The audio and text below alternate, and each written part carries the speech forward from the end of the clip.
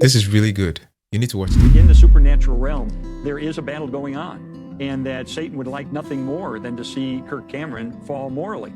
So I think we have to be alert to that possibility and be aware that he might be setting some traps for us. But that's not to get overly obsessed with it and to get paranoid about it, but to say the best thing I can do is follow Christ carefully, to become a student of Scripture so I know when something doesn't smell right and so forth.